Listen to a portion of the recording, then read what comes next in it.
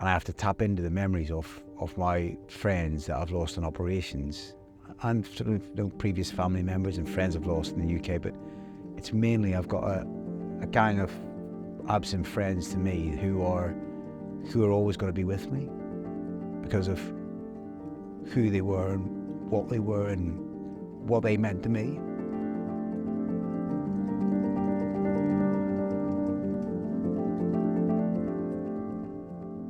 The thing that excites me most about it is that we have an opportunity to honour the lads that have fallen, lads that have been injured, and the lads that are thankfully still with us.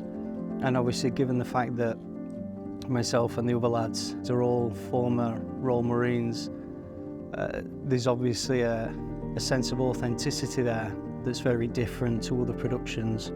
I had to do it, and I think as an actor, and for the you know, the rest of my career, I don't think there's only a couple of things I've done which really come close to me, what I believe, and reflects me and what I've experienced and endured. And Sunray is something I am fully, you know, submerged in. I'm fully part of. I can empathise, sympathise, understand. I even have had the feelings that my character Andy's, you know, experiencing. I've had them for real in a lot of the circumstances that we cover in the story, and I think that, I hope that really helps, and it'll come across. Sunray was talking about the kind of things that I really wanted to talk about. It was focusing on the core, the Royal Marines, what we do, and the struggles we have when we stop doing what we do. And it's not only addresses that mental health issue, talks about it, expresses it, which hopefully helps some people who can't express that see it in a visual aspect. It's also, in an action sense, we're all bootnecks in front of the camera, all bootnecks behind the camera. So it's that thing that hasn't been done before, telling our story and telling it right, doing it ourselves. I will be an actor, and in my career I'll be hammering it purely to go, it's for you lads, because I can, you can't. And that's my acting career. It's going to be focused. Does it help me? Massively. Do you know when you meet people that they've got that energy, aura, when you go to a pub with them or everything else like that, their character, they're so individual, they've got everything. They've got, especially, like, I have to say, especially Royal Marines, because they've got that little bit of magic about them and all that energy, and I want to keep hold of that energy, you know, and keep it enduring in my head, and I don't want to forget it. It's really important. The friends that I've lost since then, they're so important to me. I mean, no names, no pactuals, but I think one, if there is a place where they go, they shine on me. They're the people. They're the only. I'd say, you know, obviously I'm a storyteller, but that story, and I want to keep it enduring. I want their memories kept, alive forever. I want me to sort of feel it for the rest of my days. They always know that they're with me, and that whenever we do anything, that they're there. I think first and foremost, the discipline is obviously there, that you don't always get on other productions. But then the banter is there, just like it's there when you're in the corps. Obviously you're amongst the lads. It's just a great environment to be in. I'm very, very thankful to be a part of this. The work ethos of good Royal Marines is incredible.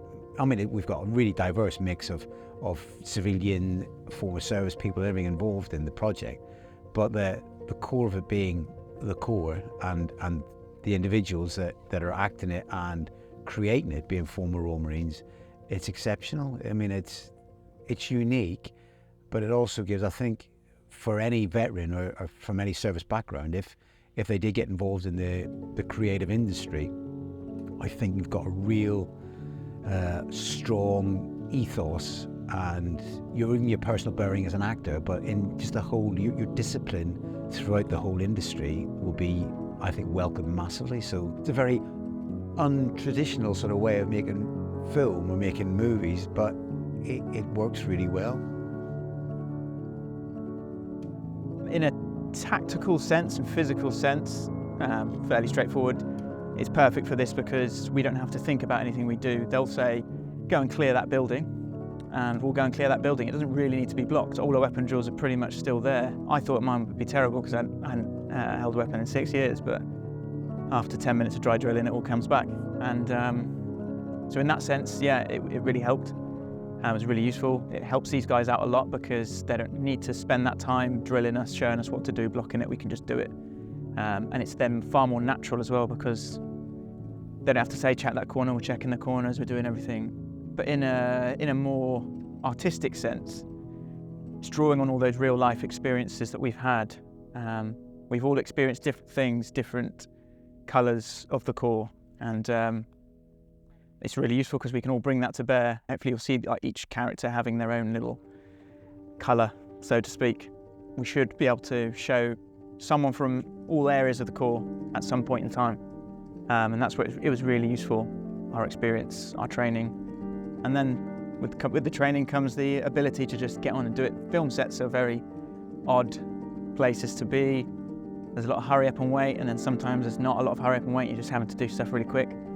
And the military really prepares you for that. And then we pull in all the different cast members, crew members, and we've got this complete sort of like fusion of every corners of our society. And I'm going, I'm on a set, we're delivering something, but I'm still part of the Royal Marines. We've got a full influence of Royal Marines, but just buying in and pulling in with all these different feeds from society.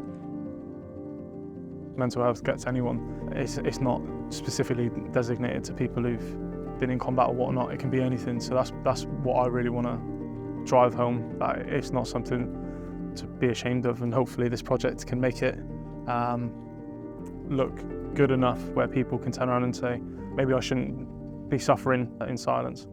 So that's my main drive on Sunray. I got medically discharged, so I didn't want to leave. It was the last thing I wanted to do, to be honest. So I lost my, lost my way in that year, and lost myself, and went on a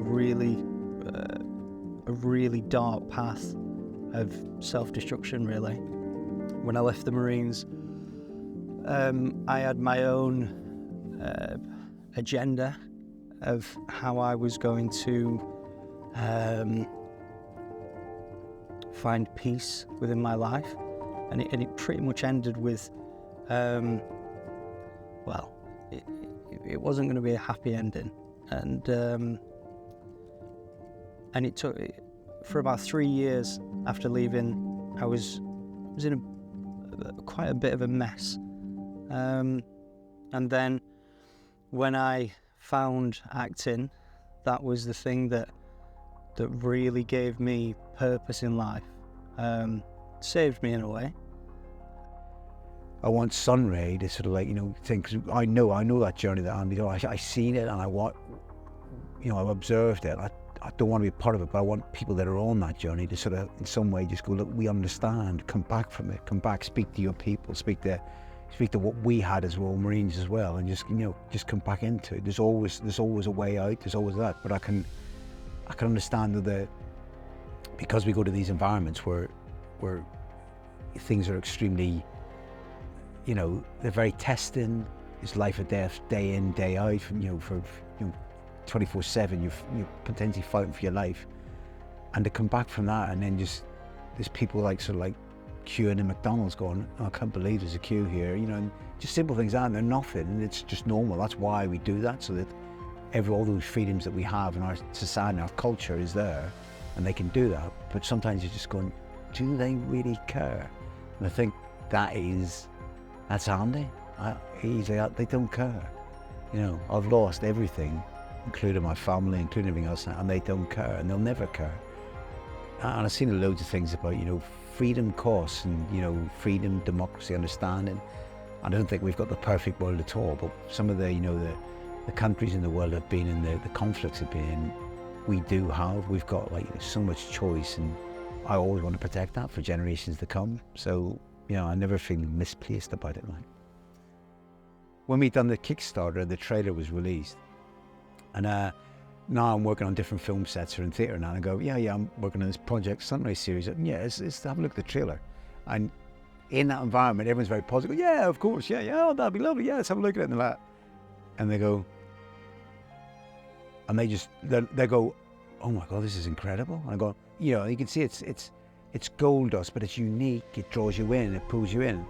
And it lends itself to support so many parts of our society in a positive way, you know what I mean? And it's hard to say that when there's, you know, when it's an action thriller and there's some, like, you know, pretty extraordinary, you know, sort of strong violent scenes in it. But you know, it's all, you know, I haven't got any scars or anything, so it's not real. It's we're making a, you know, making an action thriller. We're making something that people want to walk away from and go, I get that, or why don't I get that? But I'm thinking about it because I've had an experience with it, and why is that? And that's what I would like to see. It's really cliche, but it's okay to not be okay. It's that, like, oh yeah, I'm not okay, and I do need to deal with this because it's not leading down a good path. And again, if I can give somebody else that warm and fuzzy of you're not alone in this, and you can seek out help and it not be a thing, that's what, you know, project complete. I'm happy. I've done what I've come to do.